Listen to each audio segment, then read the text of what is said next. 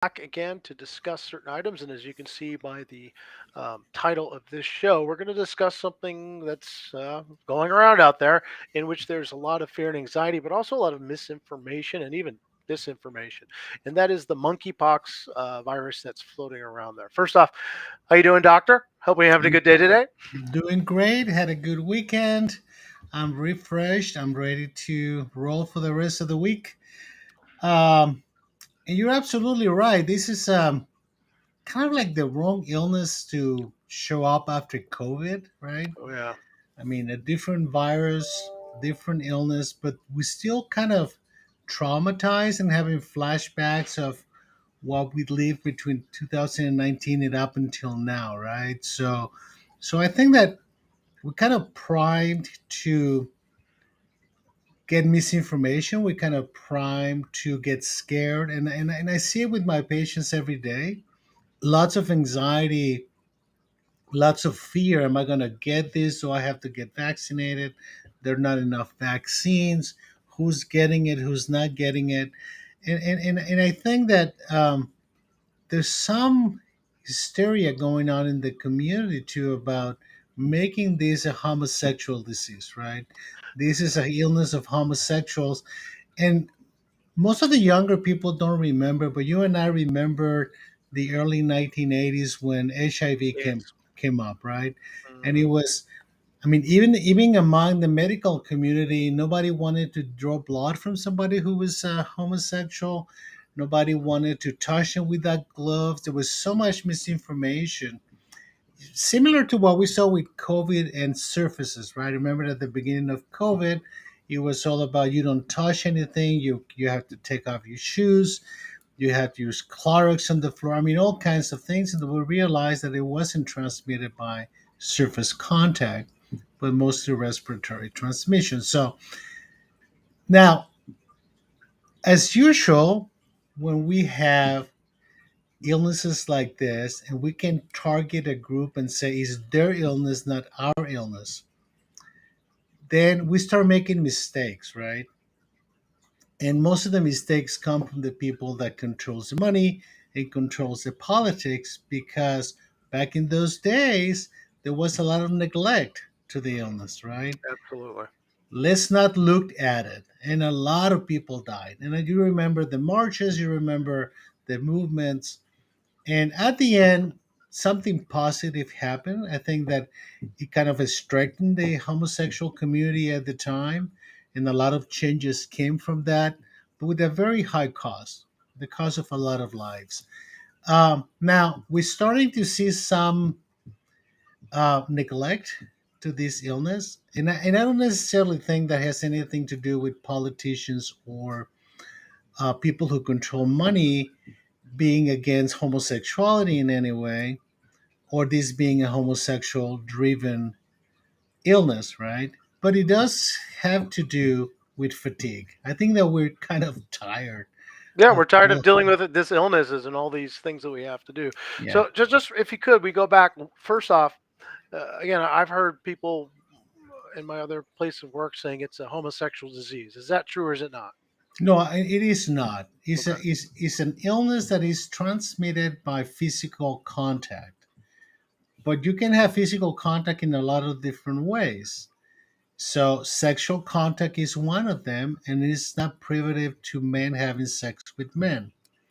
I find this very interesting because, and I think I'm really fascinated how media utilizes terms, right?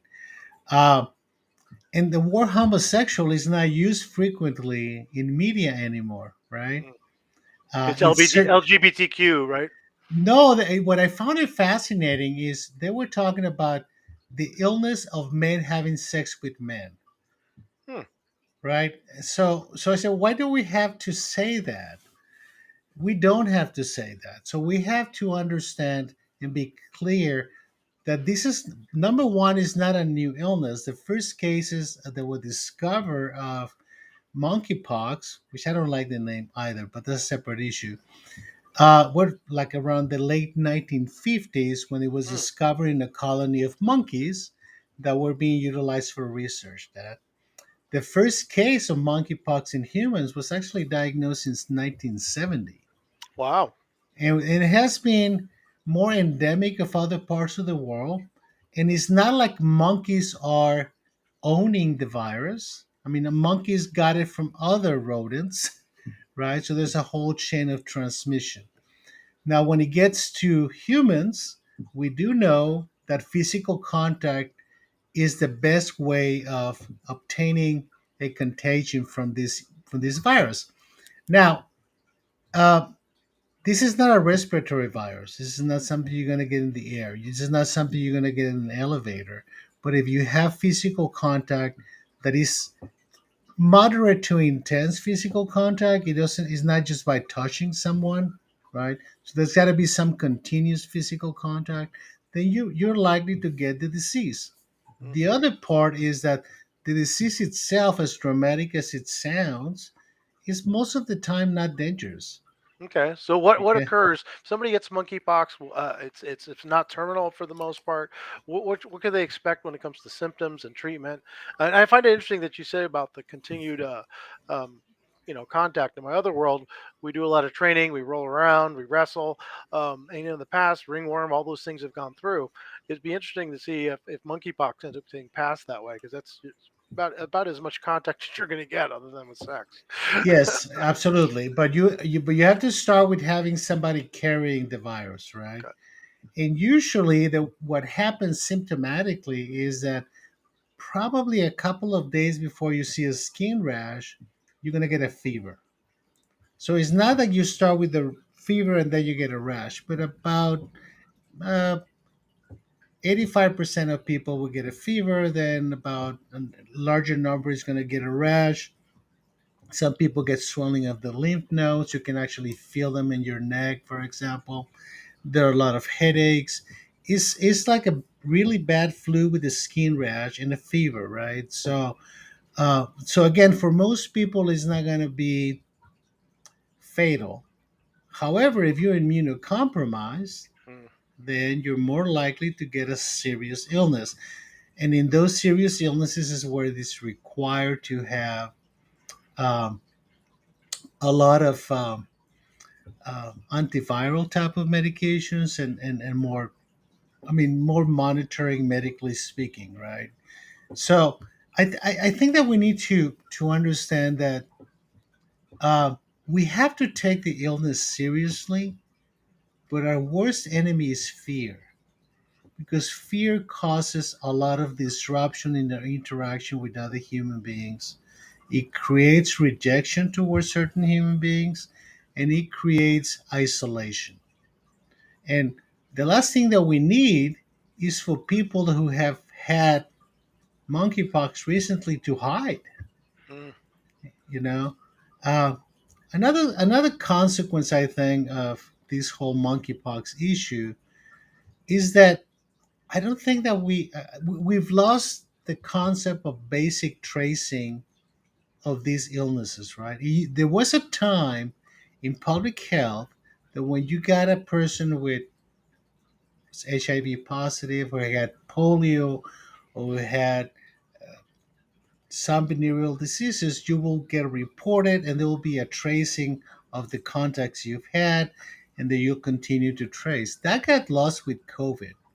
We didn't do any tracing with COVID. It was so spread out that it was almost impossible to do that. But the best way to prevent spreading is by identifying who who's been in contact with somebody who had monkeypox, and then who has this person been in contact with, mhm. right? Yeah, Because I actually got certified through Johns Hopkins when COVID first started. I decided, hey, how could I possibly help? Took a whole online course, got certifications, scored enough to do that, and then it just poof. The assumption they said was we're gonna need 250,000 people to do this, and it never occurred. exactly, so with COVID, it was so massive that you didn't have time to trace, Mm. right? Yeah, it spread too Because quickly. it spread extremely quickly. So, and it's still spreading quickly. We're still not doing a lot of tracing. We're doing monitoring and other things, right? So, it is important to understand several factors. This is not a new illness, it's been around. There is a vaccine for it. I mean, there's not a lot of vaccine, but there is a vaccine for people at high risk. And it's not only people that transmit it by sex, but for example, if you get monkeypox because you were in physical contact with someone, regardless of your sex, right?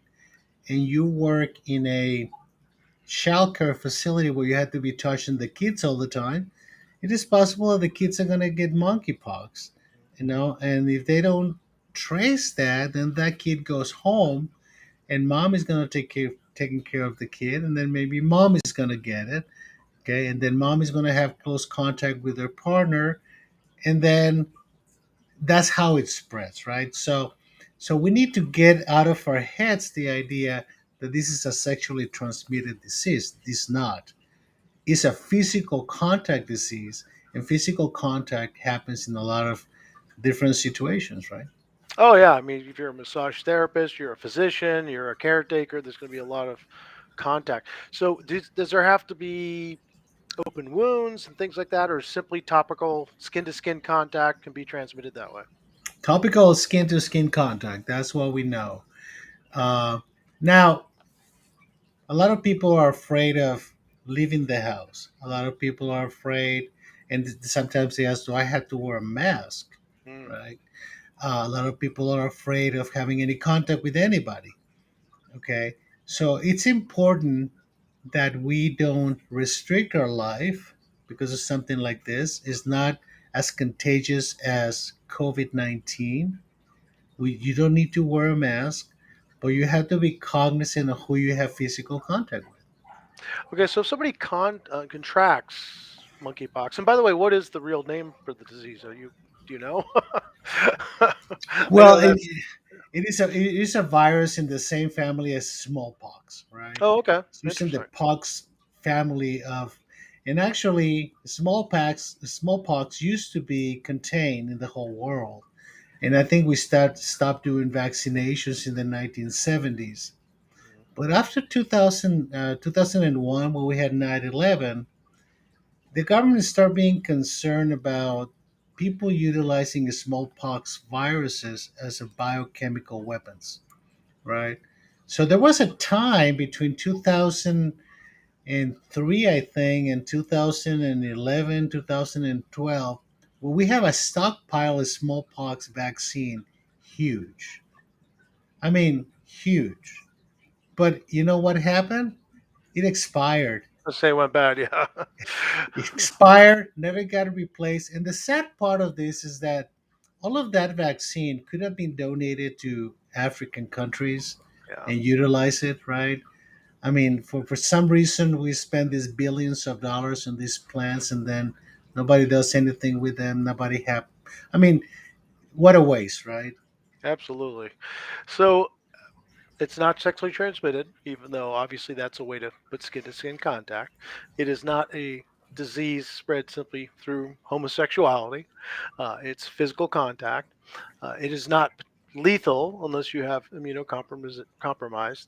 Um, does it leave permanent disfigurement? I mean, why this? Why are people afraid of it? If it's something so relatively benign, especially compared to COVID, why are people making such a big deal about I think that in part is because of something we learned from the pandemic, from COVID 19, is that our ability to contain things is pretty bad.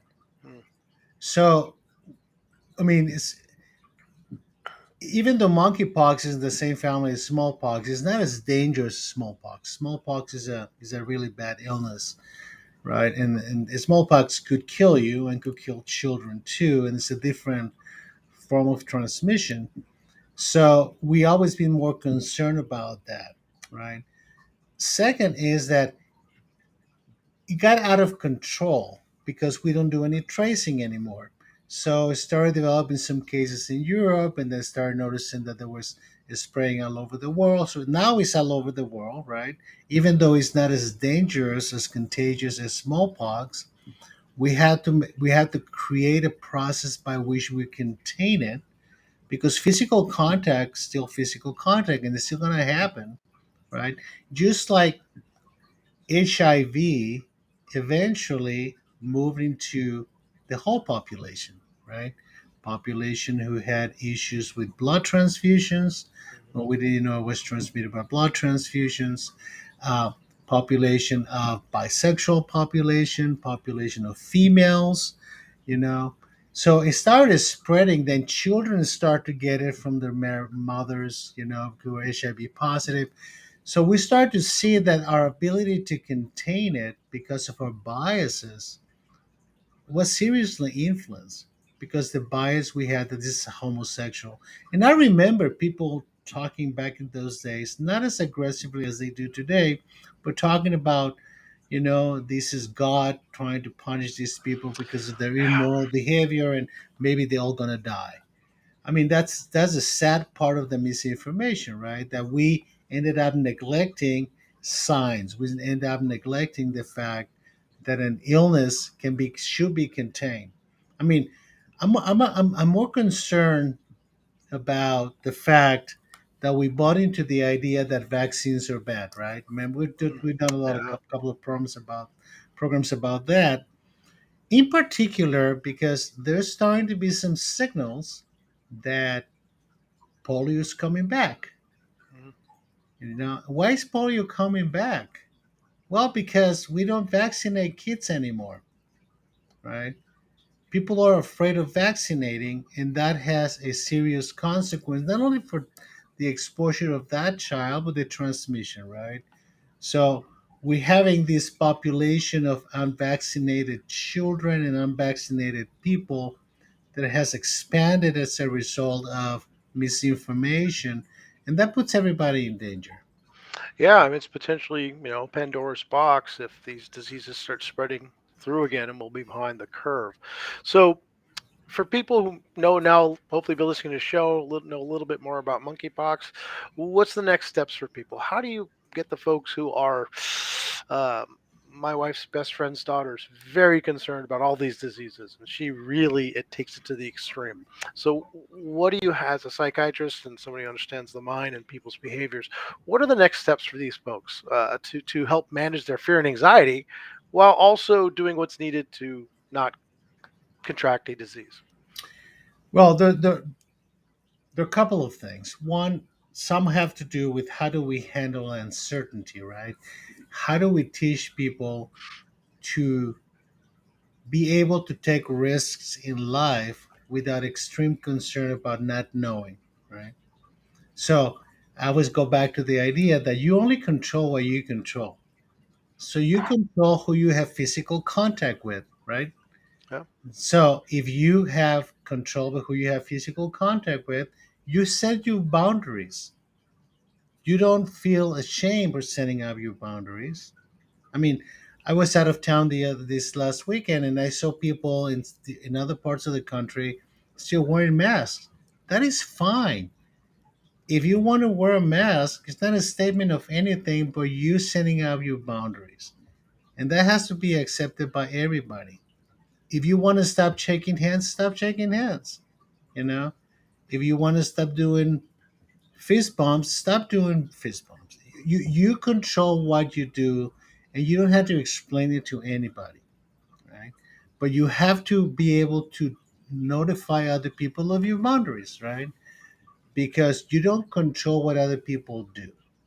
So you set your own limits. The other thing is we have to identify how much is too much in regards to worrying, right? So, in order for us to determine that somebody is worrying too much, we have to look at three parameters: how much, how often, and what is it doing to your life, right?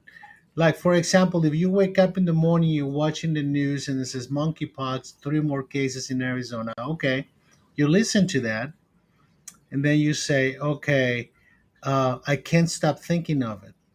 I'm afraid that if I walked out of my house, I'm going to get monkeypox, right?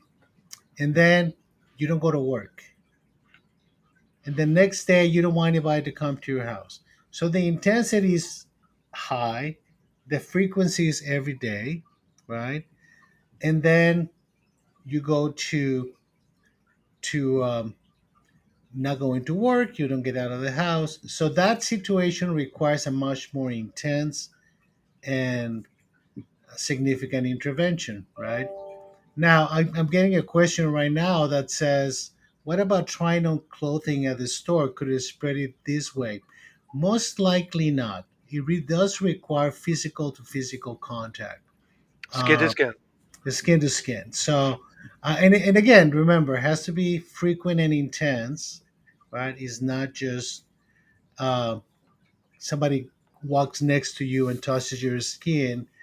That is very unlikely that to give you monkeypox. But it's important to be realistic. So we get back to the idea: how much, how often, and what is it doing to you? Which in reality is true for most psychiatric issues, right? You can worry a little bit, get out of the house, you forget while you're driving, you listen to the news, you hear the news again, you worry again, then you let it go. But you go to work, you sleep well, you eat well. That doesn't require an intervention, Mm, right? So we don't have to intervene with everybody who worries, but we need to intervene with those who worry significantly, frequently, and who are dysfunctional because of that. The other side is that we have to be honest, you know, and not be listening to misinformation and be able to recognize misinformation because that leads to bad choices. And the bad choices most of the time end up hurting you. mm. Because you become isolated.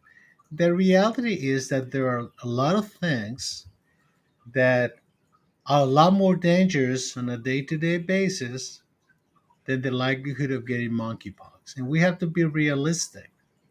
You're probably more likely to have a car accident than to get monkeypox. You're really more likely to uh, get into a road rage incident than monkeypox. Hmm. And even today, you're more likely to get COVID 19, Oh, significantly more. right? So again, let's learn that we can have control over our own bodies and we have choices to make. I mean, we are the best prevention to any of these illnesses. Our behaviors, correct? Exactly. And we were given a list of things to do during COVID. They've kind of fallen away, and our numbers have come up. Um, Obviously, if this disease is specifically about very intense body to body contact, well, avoid wrestling matches and some other things potentially. Be smart about it, but also don't let it isolate you from other people. I think I know for me, overhearing a person say, "You don't have to worry about it. It's sexually transmitted. It's only in the and homosexual community," was very. It kind of bothered me. I said, "Wow, why are you pointing at an individual group? I'm pretty sure this can be caught by anybody." Um, and I think that's a warning for most people. We really have to think on a more human level, like you say, with some empathy. So, what's the next steps when it comes to monkeypox and with our society and what's going on with it? You know, I'm always fascinated by people biases, sexual bias, cultural bias, racial biases, because when we're the ones doing the rejection, when we're the ones being judgmental about other people, we believe that we know the other people's behavior, right? Mm, So I'm always fascinated to ask people, who do you know who's homosexual? yep. How do you know? You don't, right? So it's not about them, it's about you making your choices, right? I mean, if you're a female and you choose to be promiscuous and have sex with a man because either you feel obligated or because you just feel like it, right? How do you know that person is not homosexual? Yeah. How do you know they don't have a sexually transmitted disease? You know. Exactly. So we only control what the choices we make, right? So we need to stop pointing the finger, right? Because This is really sad, uh, because this has to do with monkeys. Then is African countries' fault? Well, we have Mm. monkeys in Asia. We have Yeah. we have South monkeys in South America. America, Yeah. right? There are monkeys everywhere. So our biases kind of put a limit in our cognitive ability to be open minded, right? And to understand that us getting these illnesses is more about our choice than other people's behaviors. Yeah, so really need to take responsibility now that we've provided a little bit more information. For those of you who feel you need to know more, do some research, get online. CDC is still always the best. At least I know from you in the past, we've recommended that as a source for people to understand more. On the mental health side, if you're feeling overly anxious and those feelings are affecting your day-to-day life, your ability to function, where can somebody go to help for that? Well, just like the CDC is a place for infectious diseases because it's where the guidance to control infectious diseases comes from, we have something called the National Institute of Mental Health, NIMH.gov. And that is probably one of the best sites with the best information in all kinds of different topics that have to do with mental illness, including how to deal with the stress associated with COVID and with these diseases that are becoming more prevalent recently. Uh, so that is a good place. The Mayo Clinic site is another good place to look at all kinds of different areas of information regarding mental health. And I have to say, they have it both in Spanish and English and some other languages. So it's important that people at least takes the risk of exploring knowledge, right? Mm, We have a, can I say this without being too offensive? You know that I can be offensive. Um, we have a vacuum of willingness to understand. yes, And I was looking at something the other day, and I was reading it, and I found it really enlightening. And is that you and I have talked about this, and it said communication is not the answer, understanding is the answer. absolutely. So right nowadays, everybody talks about we should communicate with each other. No, we need to understand each other. And we can't have a dialogue, that is going to lead to understanding if we're not willing, right? So we have this huge vacuum, and resistance of anything that has to do with science. I mean, one of the big complications of the last 4 or 5 years of this negativity towards science is that there are a lot of people out there that don't trust science. Yes, and don't even understand what science is. It's just a methodology to discover the truth. Yes, and people think that science pretends to know everything, right? It does not. No, I work in the field in medicine, psychiatry, where we don't know most of what we're dealing with, but we have some understanding of some of it because the purpose of doing what we're doing is not to fix things. I'm not in the fixing people business. I'm in the business of helping people live their lives in less destructive ways, with less pain and less misery. That's it. Now, whatever tools I can use to help people live their lives in the less destructive, more adaptive ways, with less misery and more contentment, then I'm doing my job. I can't do that job if I don't communicate and understand the people that I'm working with. So, in order for me to give somebody tools, they have to be willing to accept them. Mm. Okay, and at the end of the day, it's a partnership between the person in front of me and myself, in terms of me being willing to give some options and then being willing to accept them. And right now, the way things are, people don't want to hear any options They do not. because I don't know how people ended up being always right. Yeah, they're so assured in their own paradigms that any information that challenges it can be dangerous. But as you just said, it's really the most important thing. So if you have concern or stress or anxiety concerning monkeypox or COVID or any of the things we're going through now, please look at those websites, talk to some people, get some help. Of course, like, subscribe, and share with us. Tell us, send us a message, and hopefully we can get to some of those information and some of those topics for you in the upcoming weeks. Have a great rest of your week, Doc. Hey, And thank you we'll very talk to you much. soon. Really appreciate the time, and we'll see you guys next week on Tuesday. Take care.